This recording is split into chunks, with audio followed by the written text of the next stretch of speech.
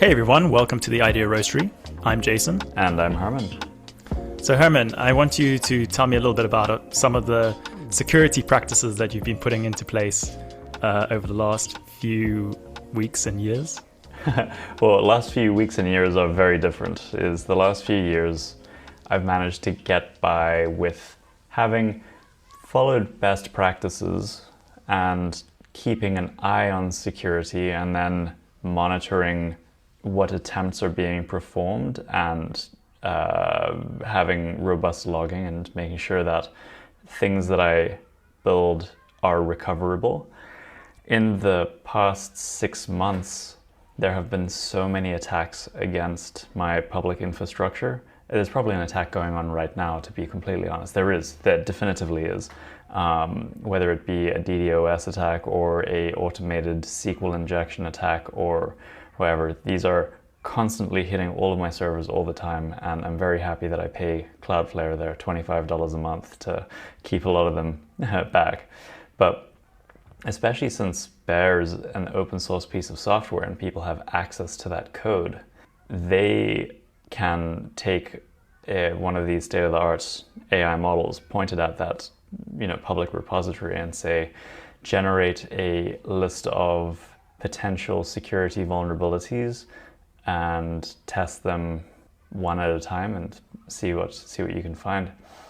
And so I've had to do that myself. I've had to leverage, in my case, Claude to actively try and break my code in a way that could potentially let a nefarious or malicious actor in there. And while it hasn't managed to compromise anything, it certainly pointed out some potential vulnerabilities that weren't even on my radar. So for instance, one of them being I had a thing that tells someone when they're from a certain country that, like, hey, I see you're accessing this from India. We support purchasing power parity. Here's a promo code to give you a bit of a discount from that country. And I realized that I was injecting the country name into the text, which meant that if that service, that geolocation service ever got compromised, then they could push malicious script into that country name variable and potentially cross-site script users on Bear. So it's like incredibly niche things that are highly unlikely to happen, but it wasn't even on my radar. Yeah. And how do you feel? Because I think the reason we wanted to talk about this is because of just security in general, but the recent launch of, I think it's Glasswing, which is a program by Anthropic ahead of their proposed model that they call Mythos, where they've gotten together with some of the biggest tech names because they have this apparent godlike super AI that can find these really deep vulnerabilities in all sorts of code. Viewing in-process memory and flipping bits left and right. Yeah. Crazy stuff. And so it's gotten a lot of people on edge, and I think there's a discussion to be had on this Mythos, because on the one side, I think the security threats are becoming a lot more of an issue that people are starting to look at.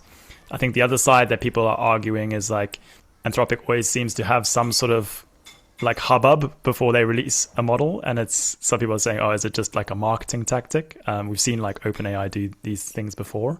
But just to bring it down to your challenge, I guess, you as a SaaS provider or a project owner, how do you feel knowing that there's this thing that's potentially going to be unleashed on the world? So the wild thing is that not even a month ago, I was invited to a conference up in Johannesburg where I gave a talk on cybersecurity in the age of AI. And my thesis was, if you don't take AI seriously in your day-to-day operations of your business, you might be fine. You might not unlock all the productivity upgrades that your competitors have, but you'll probably chug along whatever. However, if you don't take into account the fact that there are going to be malicious AIs pointed at your software and at your organization, and I was also making the case for social vulnerabilities. So, a cloned voice of the CEO phoning the IT help desk saying like, "Oh, I've lost my password, can you reset it?" Those kinds of vulnerabilities are becoming more and more prevalent as well. And so my talk was essentially saying like, you don't have to take all of AI seriously, but you need to take the security vulnerability part of AI seriously, because it will be affecting you in the next year. And during my talk, a white hat penetration testing organization hacked McKinsey & Co. and exfiltrated a specific database that had private messages and conversations for a bunch of their clients, and they even managed to modify the prompt of the internally used AI agent called Lily, or AI bot called Lily. And so that was very, very convenient that happened during my talk, because it gave a lot of ammo for the conversation afterwards. But that was before Glasswing was announced and Mythos. Now, I think that this is an interesting one. I think that it is being a little bit overblown. I don't know if Mythos is as godlike as the announcement made it out to be. However, what they're warning about is already possible with existing agents if you just run them in a recursive, like, try your best to find a exploit in this piece of software or in this kernel or in this browser. If you let it sit and run for long enough, it'll find something, right? Because it'll scan every line of code, it'll try a bunch of different vectors, it'll try a bunch of commonly used vectors and read all the code. And it sort of makes you realize that a lot of computer security relies on the amount of time it would take for someone to find a vulnerability. It's not that there aren't vulnerabilities, it's just not worth it for humans to actually dig them up, because it would take them, years, decades to dig them up. But now that you have an expert at Linux kernels looking at a Linux kernel and that can run recursively for, a week straight, it's going to find a vulnerability, and that's quite scary. And I think part of the press release was also that I guess it's being able to exploit like sort of multi-step vulnerabilities. So I think in the past it would have been that, someone would have to like sit down, like figure out how the system worked. They'd have to like, actually build the exploits, and that might take, C code or whatever they were working on. Whereas now, like, not only can like Claude Code create these kind of like apps or these like tangents, but they can also like orchestrate them in a way that's like, one thing after the next to try and get the exploit. I think that's what's kind of different about now versus the past, when we've had like, other technology breakthroughs, is it's just like happening at such a pace. One of the things I'm concerned about is just knowing how technology companies are at adopting newer technologies and practices. Even in software development before AI, you would struggle to get a team to kind of even think about security. And it's almost like, it's always been pushed aside as like, oh, we'll do security later. We'll do that, and when that time comes. But it's almost like it's becoming essential. I mean, it's always been essential. Like, security has always been like the main thing to be worried about. But now it's becoming so essential, because you could just get someone who's just not even that good at coding. They could just like put together an exploit and potentially overrun your system. You're right, and I think that there's a second thing, is that with the rise of cryptocurrencies as a form of anonymous payment, it made it created the modern ransomware attack, right? So historically, something that is there's no real information to be exfiltrated that is useful to turn into money. So let's take, for instance, you're a great example, the NHS in the UK, is if you went and you hacked their system, there's no value to be gained from doing that, because there's no credit card numbers and stuff that you can harvest, and there's no cryptocurrency wallets lying around. but now that cryptocurrency makes anonymous payments a thing, you can go and you can handicap their system, lock their data, lock their systems up, and demand a ransom. And so it essentially turns every project into a potential target. I mean, for example, my blogging platform, there's no information there for people to steal, right? Like if they manage to get into the databases, like there's nothing there for them. But if they manage to do it, they could send me an email and be like, we've compromised your accounts and we're going to lock them down. And if you don't pay us, 1 Bitcoin, then we're going to da-da-da-da. And it also allows not just ransoming of data, but it also weaponizes information like leaked messages, say someone's having an affair or something like that.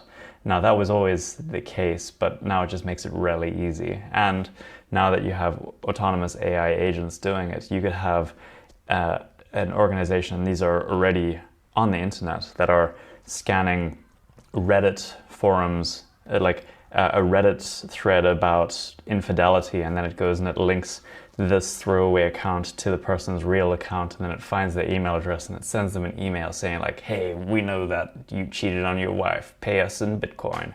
So these are all very real things right now. Yeah, no, it's becoming, like those different attack vectors of both the social engineering and also just, I guess, zero-daying vulnerabilities is, it's a real challenge. And I think maybe I'll pose a question, I guess, is like, what do you think needs to be done to kind of ensure that people aren't going to be affected by these attacks? Because, obviously, like if there's a ransomware attack on the NHS or on some sort of national infrastructure, that's not good for the population. And so obviously this like leads a little bit into like policies and regulations and those like kind of things. But do you have an opinion on how we should be treading? Like, should we be just going all guns blazing? Or should there be a different unfortunate approach? answer is kind of prepare for war. It is an arms race, and we've gotten to the point, and this is already true, but it is going to become even more pertinent going forward, is that organizations and institutions are going to have to employ these models to shore up their systems.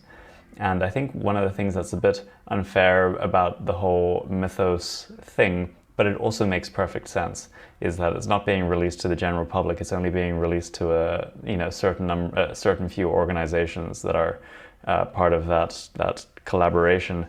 And it's like, I would like to have access to that model so I could see what vulnerabilities I've left lying around.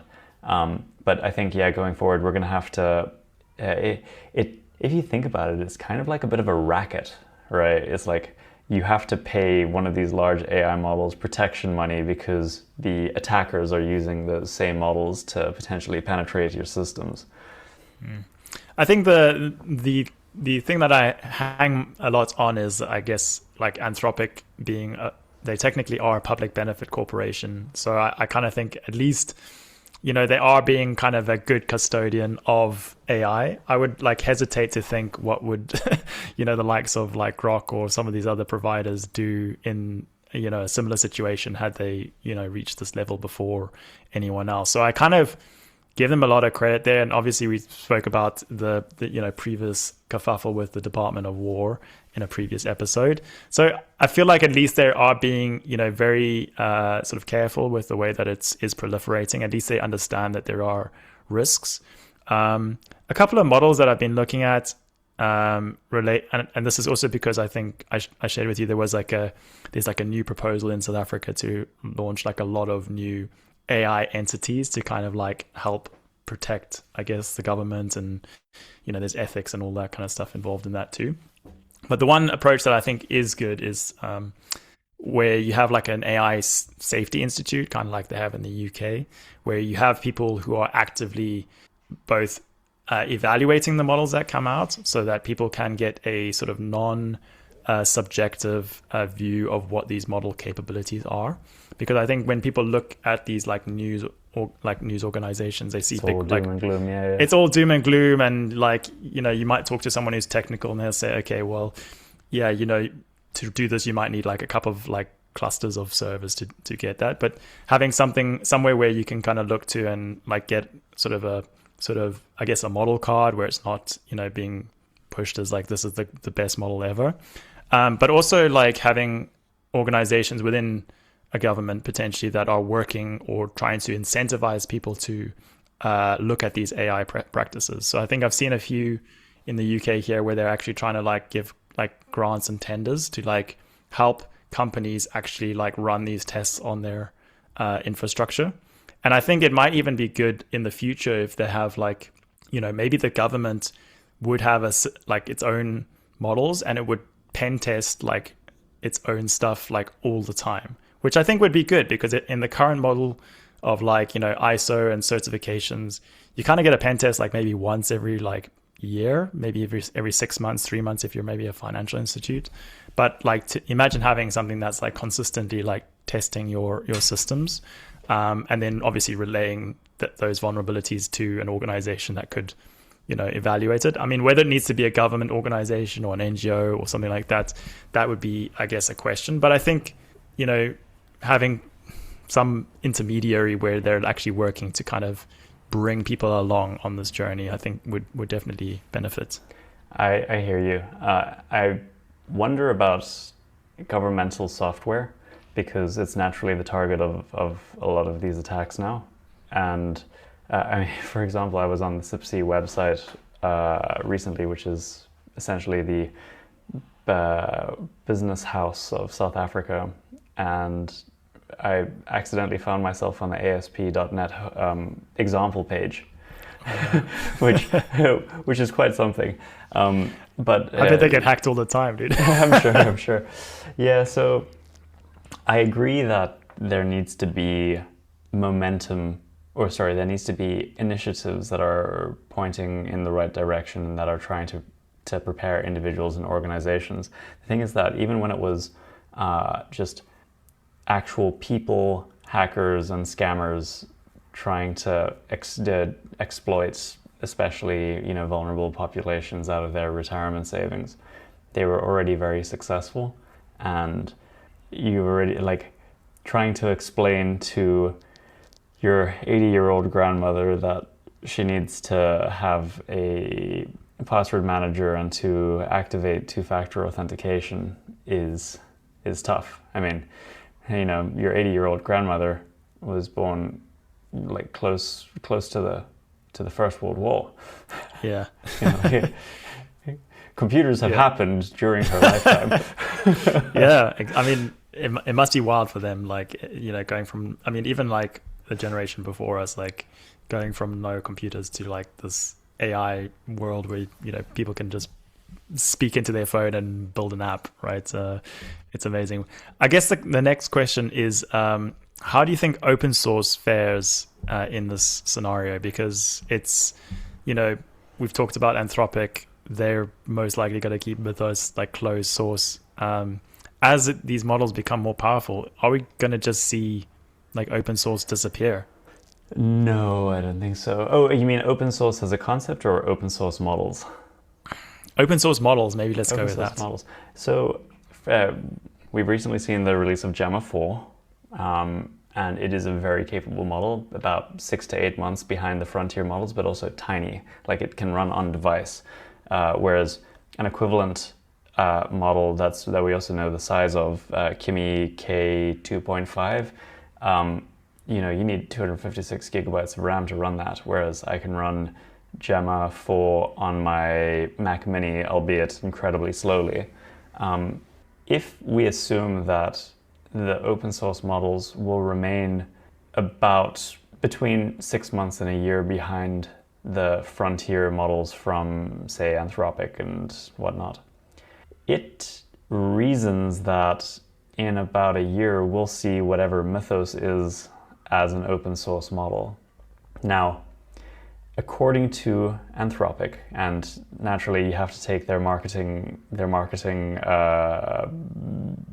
copy with a grain of salt, is that Mythos is a better programmer than all but the best minds, right?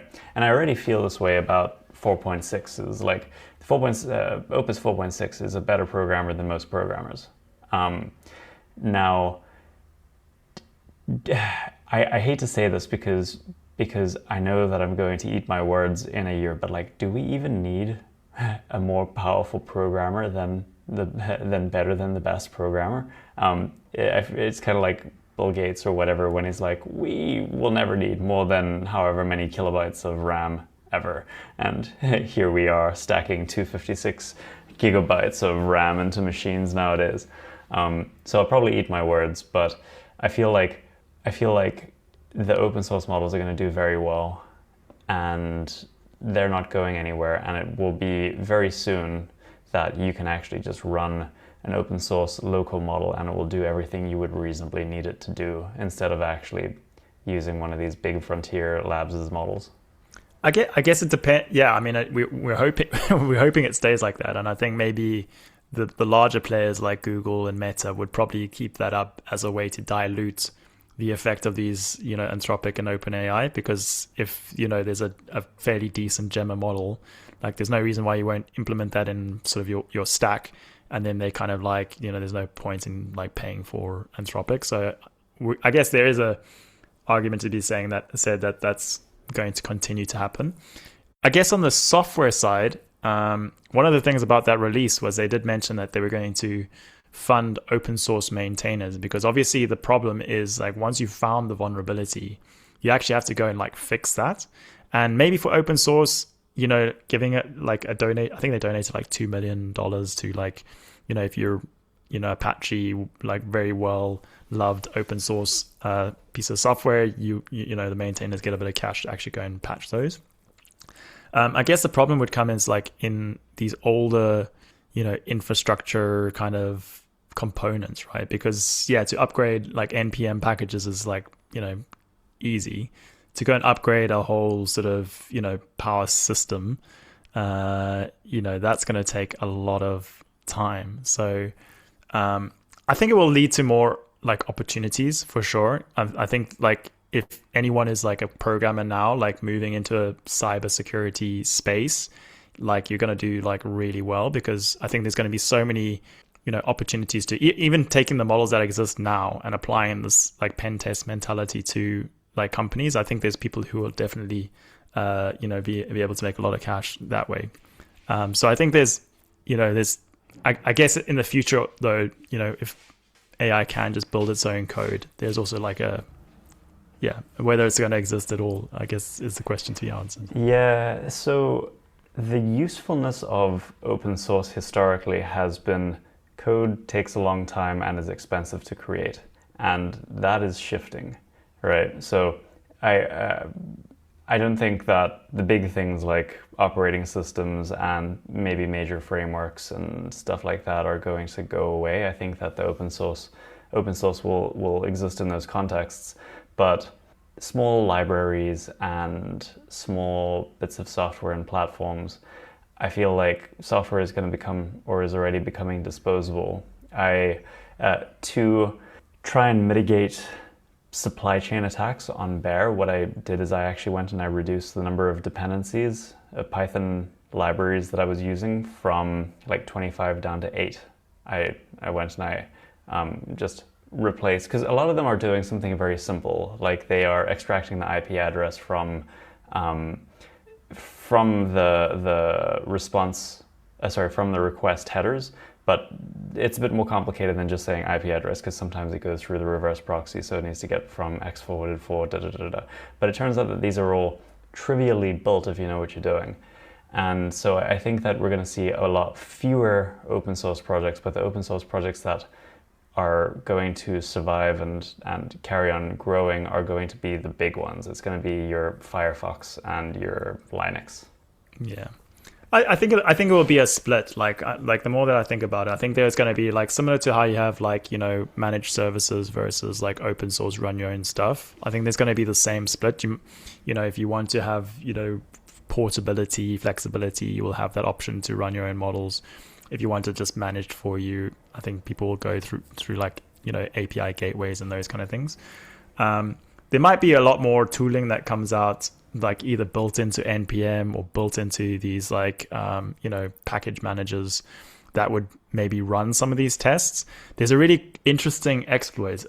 You probably read about it. So what's happened is like people obviously vibe coding a lot of their applications, and that includes like updating like your dependencies. And so what some hackers have done is they've actually gone and seen which like some of these fake packages that are hallucinated into the code. They go and register that, and then they put into like a crypto miner. So it's like the modern some equivalent poor guy of registering Google.com. And making it look like Google, and exactly. So and so these like, I mean, especially because the whole like vibe coding community is like, there's a lot of people who are like very new to development, so they don't even know what like a package manager is in some cases. And so like it's a attack vector that I think the people who are providing these services, like the the Vercels and the deployment services, I think will need to put a lot of effort into like making sure that these safeguards are in place. And I think we are seeing that with for sure. I think people in organizations, and especially the big tech companies, are taking this very seriously. Yeah, for sure.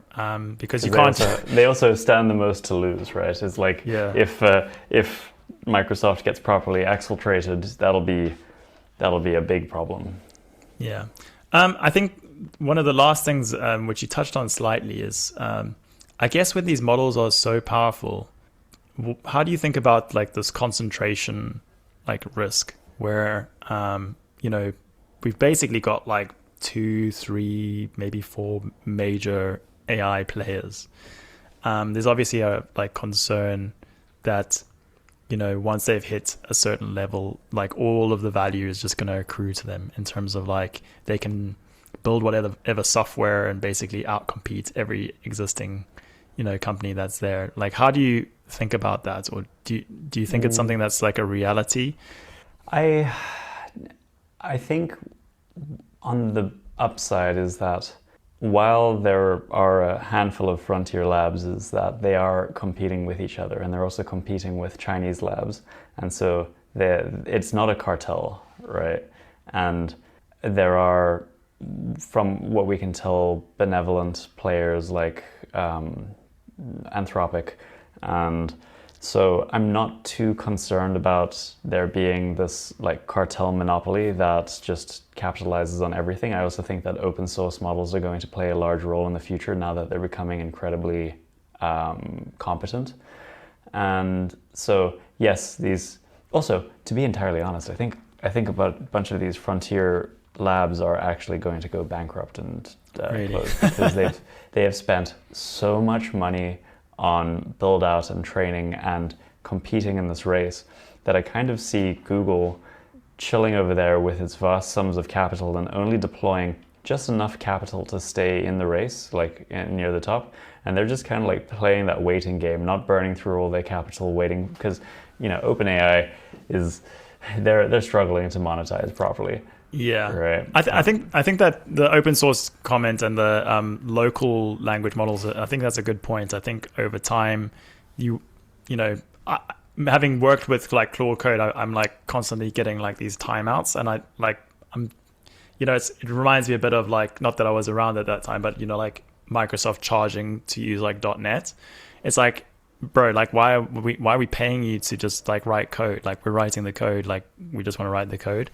And I think a similar thing's going to happen where like people are like, wait, why am I paying this company for lines like to build software that like I feel like I'm building?